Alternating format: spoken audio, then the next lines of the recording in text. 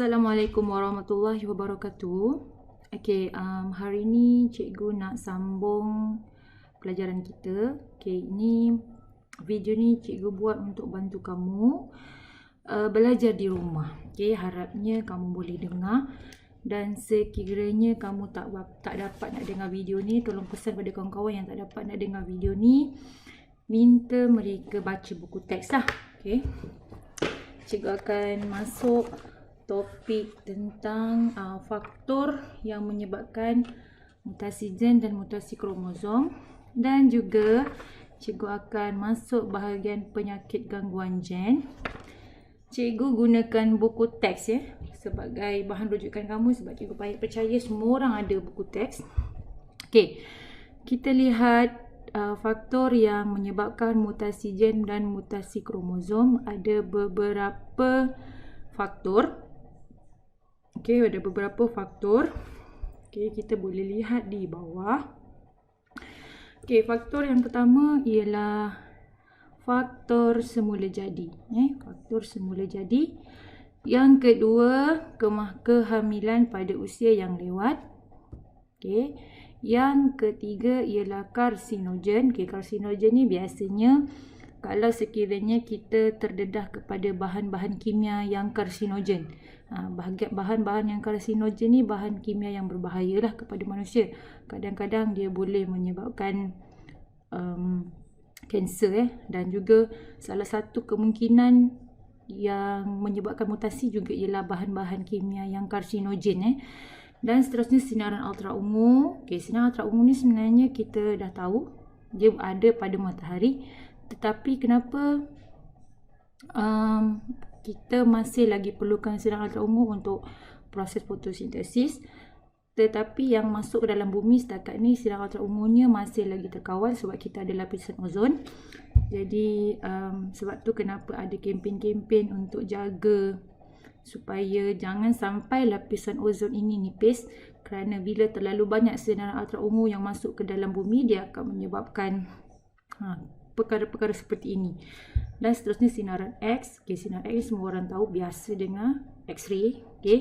Dan yang seterusnya ialah sinaran radioaktif. Kalau kamu terdedah pada bahan-bahan yang radioaktif, so dia juga boleh menyebabkan mutasi. Seterusnya kita lihat penyakit gangguan gen. Penyakit gangguan gen ini disebabkan oleh allele yang membawa trait penyakit yang boleh diwarisi dalam keluarga. Macam kita lihat dalam Rajah 5.20 menunjukkan pewarisan sejenis penyakit gangguan gen apabila seorang lelaki yang merupakan seorang pengidap dan juga seorang perempuan yang dia berkahwin dengan seorang perempuan yang pembawa penyakit gangguan gen. Apa beza antara pengidap, cikgu gariskan kat sini, pengidap, dan apa itu pembawa. Pengidap ni maksudnya kamu memang mengalami sakit tersebut. Sakit tersebut memang kamu sakit. Jadi kita katakan dia sebagai pengidap. Pembawa ni dia tak sakit. Tak sakit. Tetapi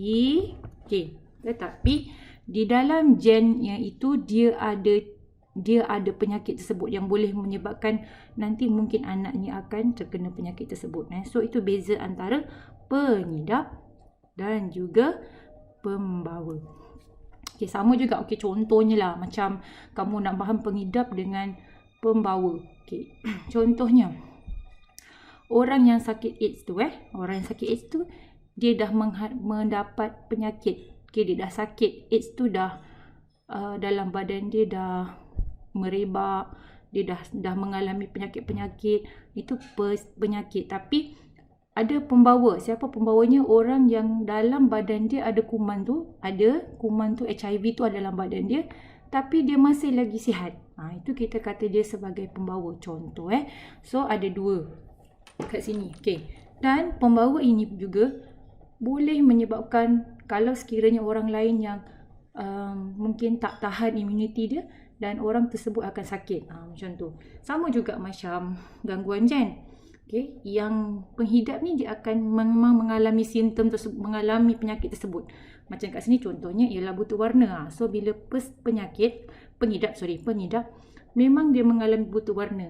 Saya dah terangkan dulu buta warna tu macam mana. Dia nampak warna tu lain, tapi nampak merah tapi warna dia nampak warna lain. Okay. Tetapi ibu ni dia tidak buta warna. Tetapi dalam gen dia, dia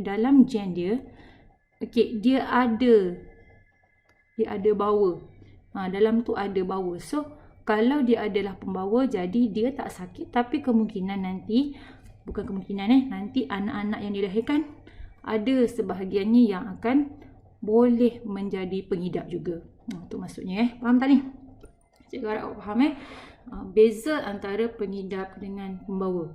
Pengidap memang dah sakit, pembawa dia tak sakit tapi dalam gen dia tu ada. Penyakit tersebut boleh diturunkan kepada anak-anaknya. Okay? So sekarang cikgu nak terangkan macam mana penyakit ini boleh diwarisi. Okay? Macam mana penyakit ini boleh diwariskan kepada anak-anaknya. Okay, yang ini cikgu nak buat revision sedikit. Okay, kita masih ingat lagi B besar, B kecil B besar, B kecil. Huruf besar, huruf kecil. Okay. Kalau kamu tengok pada bapa, kalau tak jelas kat sini, kamu boleh tengok pada buku teks kamu. Okay, kat sini kamu boleh tengok pada buku teks kamu di mana kita tengok simbolnya dengan lebih jelas lagi Mungkin dalam slide ni tak begitu jelas sebab ni ialah gambar scan saja, jadi dia macam agak kabur-kabur. Okey.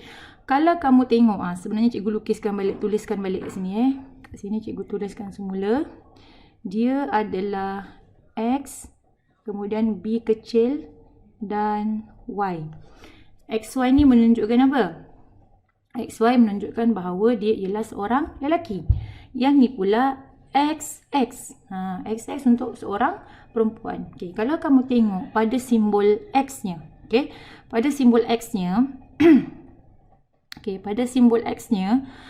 Kalau kamu lihat. Kamu lihat dekat sini. Bila kamu nampak ada huruf kecil pada X tu. Huruf kecil tu ada huruf B kat situ kan. Menunjukkan bahawa pada dia punya genotipnya dia ialah dia ada gen buta warna tersebut. Sama macam ibu punya. Okay, lihat. Ibu punya kedua-duanya ialah XX, kan? Tapi satu X-nya ialah B besar, satu lagi X-nya ialah B kecil. Okay? Jadi, ibu ini dia tak sakit. Tapi dia adalah pembawa. Dia tak sakit tapi dia pembawa. Sebab apa? Sebab pada dia punya genotipnya tu satu huruf besar, satu lagi huruf kecil. Kalau yang cikgu dah ingatkan kamu, cikgu dah pernah ajar kamu, bila kita ada dominan yang besar ni, huruf besar, satu lagi ialah huruf kecil, dia akan jadi apa? Dia akan jadi yang dominan tu yang akan menunjukkan sifatnya. Sebab tu kenapa si ibu ni dia tak kena buta warna. Sebab dia ada X1 ni dah rosak. Okay, satu X ni dah rosak kan. Senang cakap yang kecil ni dah rosak lah kan. Sebab menyebabkan buta warna. Tapi dia ada backup. Satu lagi X pada B tu. B yang satu lagi tu. Kan dia ada backup. So, ibu dia tak sakit.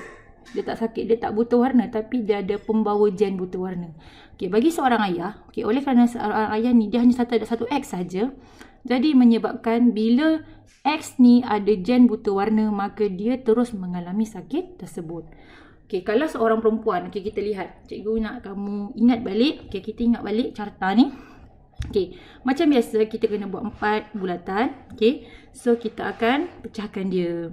Okay, so XB dan juga Y. Y ni memang tak terlibat lah dalam buta warna. Sebab bila berlaku kecacatan buta warna ni, ataupun kecacatan yang lain-lain, biasanya dia melibatkan X saja, kromosom X saja. Okay, ini menyebabkan X saja, yang Y dia tak ada. Okay, so kita pecahkan dia. So kat sini sebenarnya ialah XB. XB, saya harap kamu nampak lah ni. Tu B. Tu huruf B sebenarnya. So kemudian kat sini ialah Y.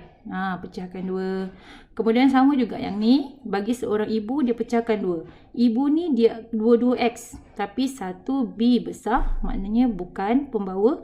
Satu lagi ialah X dengan B kecil. B kecil menunjukkan bahawa dia ada gen buta warna tu tadi. Allele ni ialah allele pembawa buta warna. Okey, lepas tu macam yang cikgu pernah ajar biasa kita dah buat. Kamu buat lagi. Selalunya kita buat bulatan. Yang ni dia buat kotak pun boleh. Buat kotak lagi 4 di bawah setiap bulatan. Kemudian cikgu dah pernah ajar. Okey, ingat lagi ini ialah bulatan pertama, bulatan kedua, bulatan ketiga, bulatan keempat.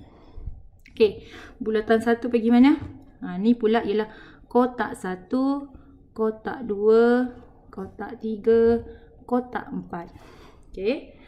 Jadi, ingat lagi bila bulatan 1 dia akan pergi ke bulatan 1 pergi pada kotak 1 dan juga kotak yang ke-4. Kotak 1 dia pergi bulatan 1 dia pergi pada kotak 1 dan juga kotak 2. Okey tu silap cakap pula tadi. Okey, bulatan 1 dia akan pergi pada kotak 1 dan kotak 2. Bulatan 2 akan pergi pada kotak 3 dan juga kotak 4. Okey, jelas tak kat situ? Boleh tak? Saya harap kamu ingat lagi. Okey, kemudian kita pergi pada bulatan 3. Bulatan 3 ni, nombor 3 ni kalau dalam matematik kita panggil nombor apa? Dia ialah nombor ganjil. Bila nombor ganjil, dia akan pergi pada kotak yang ganjil juga. Ni ganjil kan? Dia ganjil kan? So, ganjil dia akan pergi pada kotak ganjil juga. Okey, bulatan ganjil pergi pada kotak ganjil. Okey, jadi mana kotak ganjil? Berapa ganjil? Nombor ganjil apa bagi kotak?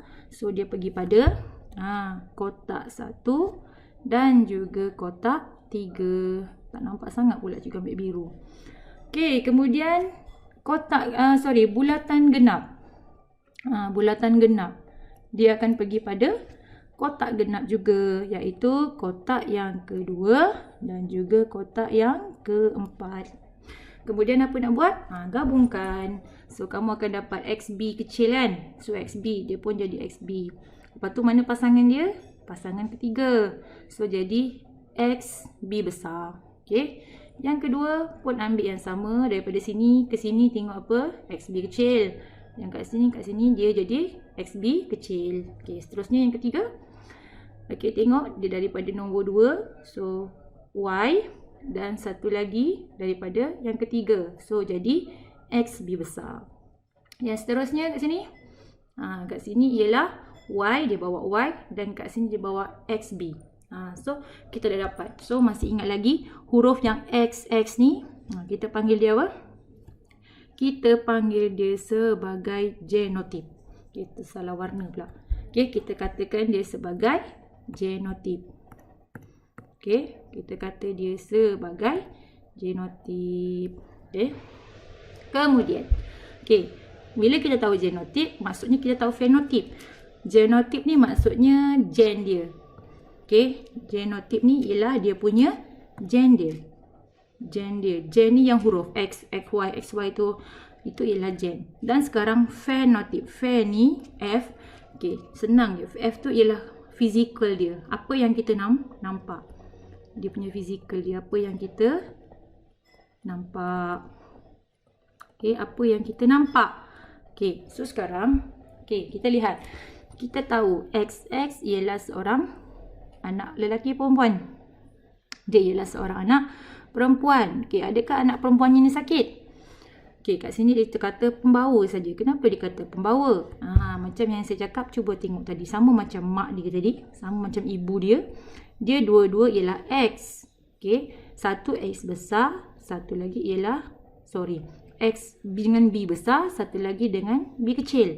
Bila dia ada B kecil dan B besar, maksudnya B besar adalah dominan. Bila B besar dominan, so dia akan ikut sifat dominan. Maka dia tak buta warna, tapi dia masih menjadi seorang pembawa. Okey, last. Yang kedua pula dapat lagi anak perempuan XX. Tapi nak tengok pula anaknya ni buta warna ke tidak. Okay, tengok pada B-nya. Ada tak B dominan kat sini? B besar. Tak ada kan? So bila kedua-duanya ialah B kecil, dia akan menunjukkan sifat resesifnya, iaitu dia adalah seorang yang buta warna. Okay. Kemudian kita lihat anak lelakinya pula. Kan XY adalah lelaki. Jadi anak lelaki tadi dia adalah anak yang normal. Kenapa normal? Sebab kalau kita tengok pada X-nya tu B besar. Kalau tengok dia B besar, maka dia adalah seorang anak lelaki yang normal. Sebab kita mesti ingat balik. Okay, cikgu remarks kat sini. Bila B besar, kita kata dia sebagai dominan kan? Dominan. B ialah recessive. Jadi, kalau sekiranya simbolnya tu pasangannya ada dominan dan recessive, dia akan ikut sifat dominan. Tapi macam tengok anak perempuan ni, dua-dua adalah tengok anak perempuan tu, kedua-duanya adalah B kecil. So tak ada sifat dominannya. Jadi dia akan jadi pengidap. Okey, sama juga macam anak lelaki. Okey, anak lelaki ni tadi, okey, kalau kita lihat dia ada B kecil kat situ. Tak ada B besar kan? Dan dia hanya ada satu X saja. Dia tak ada Y, tak ada dua X kan? Sebab dia lelaki. So satu lagi ialah Y, tak terlibat. Jadi kat sini oleh kerana dia adalah B kecil, so anak lelakinya juga adalah buta. Okey. Jelas tak? Okey, itu ialah tentang macam mana satu penyakit gangguan gen itu diwariskan kepada anak-anaknya. Okey. Okey, kat sini kita lihat baca sama-sama. Kebanyakan gen yang mengawal sesuatu trait terletak pada autosom. Okey, walau bagaimanapun terdapat juga trait yang terletak pada kromosom seks. Trait ini dikenal sebagai trait terangkai seks. Dan gen yang terdapat pada kromosom ini dinamakan gen terangkai seks. Contohnya, trait kegagalan pembekuan darah pada luka yang menyebabkan penyakit hemofilia. Okey, so itu ialah tentang itu ialah sedikit tentang pewarisan. Okey, dan kita lihat. Okey, tadi cerita pasal buta warna kan? Sekarang kita pergi pada hemofilia. Hemofilia ni penyakit apa tadi? Kan dah sebutkan kan? Hemofilia ialah penyakit apabila darah pada lukanya lambat beku. Hemofilia hanya diwarisi apabila terdapat allele resesif yang membawa penyakit hemofilia pada kromosom X. Tengok kat sini. Dia hanya pada kromosom X. Sama juga macam buta warna. Okey, dia hanya pada kromosom X sahaja. Okey, dia tak ada berkaitan dengan kromosom Y. Okey. So sekarang kita pergi tengok lagi satu contoh. Satu lagi contoh. Okey. Satu lagi contoh. Saya harap kamu boleh refer lah pada buku teks kamu. Sebab kat sini tak jelas. Okey. Kalau kita lihat, okey, kita ada seorang bapa yang normal. Seorang ibunya pula adalah pembawa. Ni ada H besar, ni ada H kecil.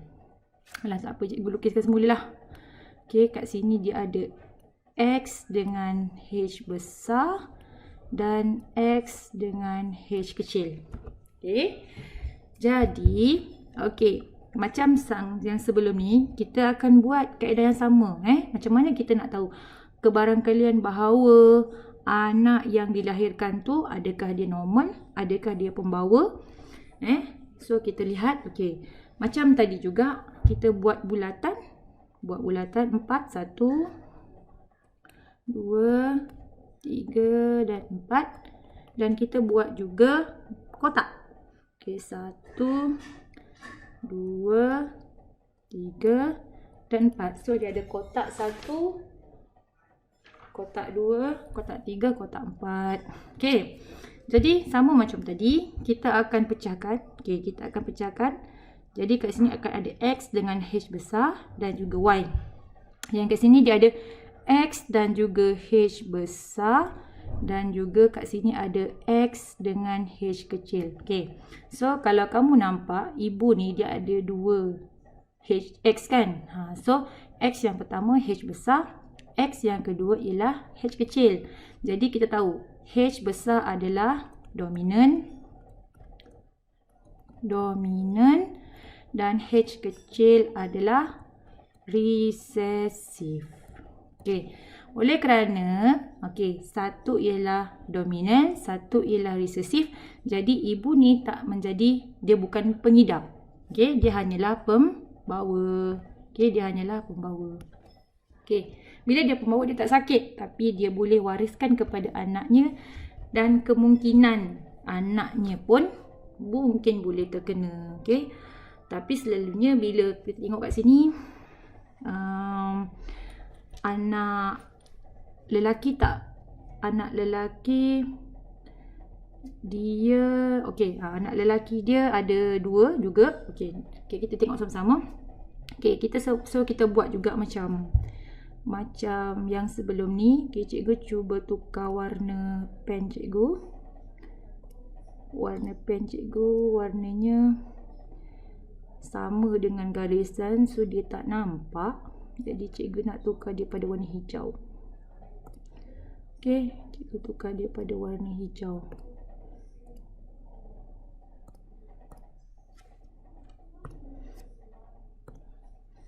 Okey. Jadi sekarang, kita buat macam yang sebelum ni. Okey, guna dulu yang merah. Okey. So, macam yang sebelum ni, bulatan 1 akan pergi pada kotak 1 dan juga kotak 2. Okey. Bulatan 2 akan pergi pada kotak 3 dan kotak 4. Kat sini cikgu tuliskan dia akan pergi, bulatan 1 dia akan pergi pada kotak 1 dan juga kotak 2. Bulatan 2 dia akan pergi pada kotak 3 dan juga kotak 4. Okey, seterusnya bulatan 3 dia akan pergi pada 3 ialah ganjil ke genap? 3 ialah ganjil. Bila ganjil, dia akan pergi pada kotak yang ganjil. So, ganjil apa nombor ganjil? Iaitu 1 dan juga 3. Kemudian yang genap, 4 kan nombor genap. Jadi dia pergi pada kotak 2 dan juga kotak 4. So nampak kat situ. Kat sini dia ganjil. So dia pada kotak 1, kotak 3. Kan dulu genap. So yang ni pergi pada kotak 2 dan juga kotak 4. So barulah kita boleh buat dia punya genotip dia. Kita boleh tuliskan genotip dia. Okey, genotipnya kat sini. Kamu tengok X. Tengok ni. Kotak 1 pergi pada bulatan 1 X dengan H besar. Ni lagi satu X dengan H besar. So kat sini terbesar pula. Okey. Jadi kat sini apa yang kita lihat ialah anak perempuan yang normal. Anak perempuan yang normal. Okey. So seterusnya, yang kedua, kita tengok dia daripada mana? Daripada sini kan. So X dengan H besar dan ni pula X dengan H kecil. So anak perempuannya dia oleh kerana dia ada H kecil kat sini, oleh kerana dia ada 2 X. Sebab bila kecacatan ni dia hanya melibatkan X saja. Oleh kerana perempuan ada 2 X, maka bila ada satu yang recessive, ada satu yang dominan, maka dia akan jadi normal. Bukan normal, dia akan jadi pembawa. Dia tak sakit tapi dia ada membawa genetik tersebut. Okey, yang ketiga, ni dia bawa X dengan H besar dan juga Y. Ni anak lelaki lah, daripada bapa Y dia. Tapi daripada ibu dia dapat H besar seorang. Okey, bila dia H besar, automatically kita tahu dia adalah seorang lelaki yang normal. Okey, dan yang terakhir ni dia dapat daripada ibu dia. X ni dapat daripada ibu dia kan. So kat situ ada H kecil dan juga Y. So kita tahu oleh kerana lelaki hanya ada satu X, bila H ini telah rosak, maka dia akan menyebabkan dia menjadi pesakit. Dia akan jadi pesakit. Yang ni dia adalah normal. Okey, yang ni pula dia normal dan ni adalah pembawa. Lelaki dia tak ada pembawa. Sebab lelaki bila ada H kecil dia terus jadi pesakit. Dia tak ada pembawa. Lelaki dia hanya sama ada dia normal ataupun dia boleh jadi pesakit. Kalau perempuan ada 3. Dia boleh jadi normal, dia boleh jadi pembawa ataupun dia boleh jadi pesakit. So macam tu, bergantung kepada gen yang dibawa. Okay, faham Okay. Kat bawah tu rajah 5.22 ada lagi satu. Okay, kalau kamu tengok kat sini beza pula. Dia tukar-tukar dia punya H ni kat sini. Kalau kat sini kamu tengok dia ada X dengan H kecil dan X dengan H kecil. So dia tahu maknya ialah seorang pesakit.